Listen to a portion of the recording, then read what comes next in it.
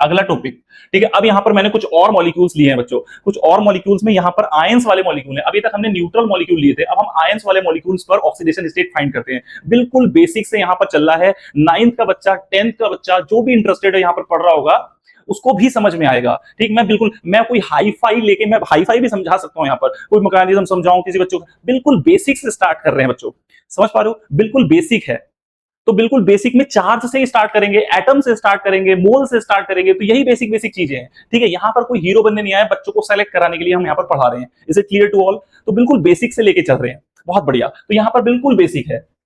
तो यहाँ पे फास्फोरस की ऑक्सीडेशन स्टेट्स निकालेंगे यहां पर। तो जरा देखो, हमें क्या करना है, फास्फोरस को x मान लेना है, प्लस ऑक्सीजन का -2 चार्ज होता है इंटू 4 इजिकल टू, ये तो -3 है, यहां पर रख दिया हमने -3। अभी तक हम इजिकल टू 0 रख रहे थे, तो इजिकल टू 0 इसलिए रख रहे थे क्योंकि वो न्यूट्रल मॉलिक्यूल थे, और न्यूट्रल मॉलिक्यूल इजिकल टू 0 मतलब ऊपर चार्ज उसके कुछ भी नहीं है, इजिकल टू 0 रख रहे हैं। अब जो ऊपर चार्ज है वही चार्ज बच्चों यहां पे रखा जा रहा है, तो हम क्या करेंगे, इसको सॉल्व करते हैं। x माइनस का 8 equal to -3, x equal to 8 -3 equal to 5। तो यहां पर कितनी ऑक्सीडेशन स्टेट आई फास्फोरस की, 5 निकल के आई। Is it clear? बहुत बढ़िया, इतना समझ में आ गया होगा। दूसरे मॉलिक्यूल में निकालते हैं।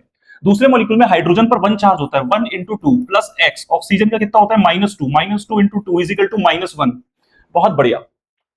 तो 2 प्लस एक्स माइनस का 4 इजिकल टू -1। तो 4 में से 2 गया, 2 बचा, उधर जाके कितना हो गया, प्लस का 2 हो गया, ठीक है। 2 माइनस 1 1, तो यहां पर कितना निकल के आया, +1 निकल के आया। बहुत बढ़िया, वेरी सिंपल क्वेश्चन, ठीक है। तो यहां पर भी आपने देखा कि बच्चों फास्फोरस में भी देखो, दो मॉलिक्यूल्स मैंने एग्जांपल के तौर पर लिए, और दोनों मॉलिक्यूल्स में हम क्या बोल सकते हैं कि यहां पर फास्फोरस की ऑक्सीडेशन स्टेट बदली, फिक्स नहीं रही। समझ पा रहे हो, फिक्स नहीं रही ऑक्सीडेशन स्टेट, क्यों? क्योंकि ये एक हाइपोथेटिकल चार्ज है, depend on the molecule present on the atom. Is it clear? बहुत बढ़िया।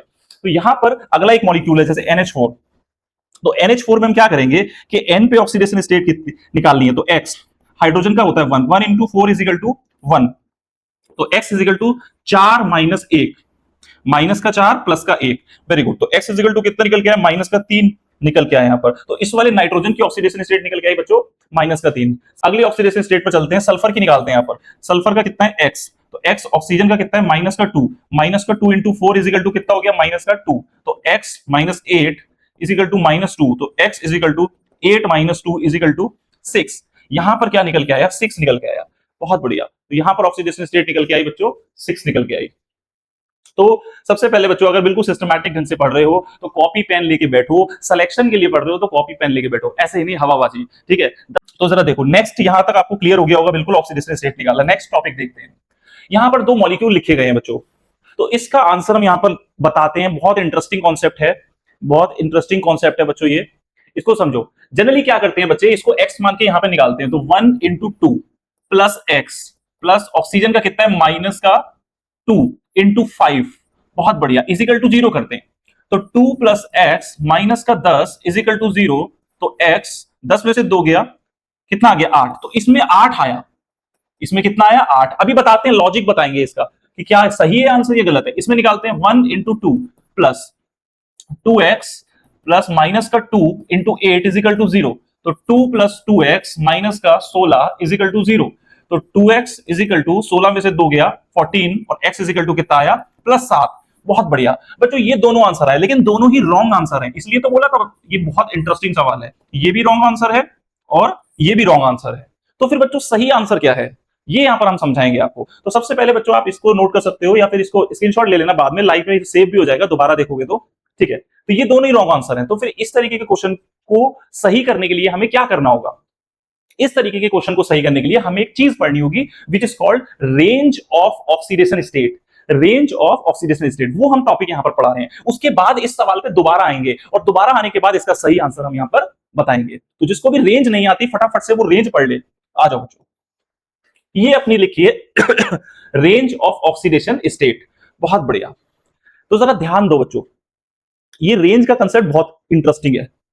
तो रेंज का कंसेप्ट में बच्चों क्या होता है, यहां पर देखो हर एक ग्रुप की ऑक्सीडेशन स्टेट की रेंज होती है। पहले मैं 13, 14, 15, 16, 17, 18 तक के ग्रुप्स की रेंज बता रहा हूं। तो रेंज क्या है, ये बच्चों 13 लिखा है, तो 13 का जो ये वाला नंबर है वो आप मैक्सिमम वैल्यू रखो, और 8 में से 3 घटा के माइनस का 5 ले लो। इसी तरीके से 4 की मैक्सिमम वैल्यू कितनी हो गई 4, और 8 में से 4 गया -4, ठीक। तो इसी तरीके से 5, ये इसकी रेंज हो गई 5 मैक्सिमम, और 8 में से 3 गया तो माइनस लगा के माइनस का 3, 6 मैक्सिमम, 8 में से 6 गया 2, 2 माइनस लगा के, तो 7 मैक्सिमम, और 8 में से 7 गया 1 माइनस लगा के, 8 मैक्सिमम, और 8 में से 8 गया 0 मिनिमम हो गया। ये बच्चों रेंज है।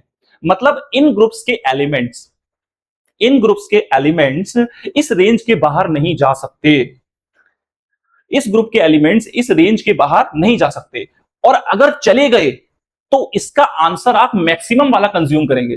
ठीक है, कैसे? अब देखो, अभी हमने प्रीवियस क्वेश्चन करा था बच्चों, प्रीवियस क्वेश्चन ये करा हमने, सल्फर का आंसर निकाला 8, सल्फर का आंसर निकाला 8, और सल्फर है ग्रुप 16 एलिमेंट का। तो ग्रुप 16 की जो रेंज है वो -2 से प्लस का 6 है, तो 8 आंसर तो 6 से बाहर चला गया। बहुत बढ़िया, तो 6 से बाहर जाने के बेसिस पर हम बोलेंगे कि वो आंसर रॉन्ग था, तो इसका आंसर हम क्या लेंगे? तो जब कभी भी कोई आंसर अपनी रेंज से बाहर चला जाए तो हम मैक्सिमम वाला आंसर कंसीडर कर लेंगे। हम क्या करेंगे बच्चों? मैक्सिमम ऑक्सीडेशन वाला आंसर कंसीडर करेंगे। तो सल्फर, सल्फर का जो आंसर 8 आया था, ये 8 ना आके कितना आएगा बच्चों? 6 आंसर आएगा। बोलो क्लियर? सबको बहुत बढ़िया से क्लियर हो गया? बहुत बढ़िया। अब अगर हम बात करें इस वाले मॉलिक्यूल में, तो इस वाले मॉलिक्यूल में सल्फर का आंसर 7 आया था, तो ये आंसर भी एक्सीड कर गया, किससे? 6 से एक्सीड कर गया। और जब ये आंसर 6 से एक्सीड कर गया तो इसका भी आंसर हम क्या ले लेंगे बच्चों? 6 ले लेंगे। बात समझ में आई? तो यहां भी आंसर कितना आएगा? Final answer 6। तो ये बहुत ही इंटरेस्टिंग कंसेप्ट है। समझ में आया? एक बार फिर से रिवाइज करा देता हूं कि अगर आपका आंसर, ये जो रेंज दिखाई गई है, ये वाली जो रेंज दिखाई गई है, इस रेंज से बाहर चला जाता है तो आपको मैक्सिमम वाला आंसर टिक करना है।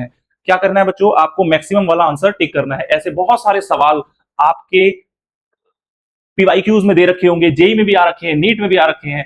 ठीक, तो जल्दी से बता दो आपको समझ में आया यस और नो?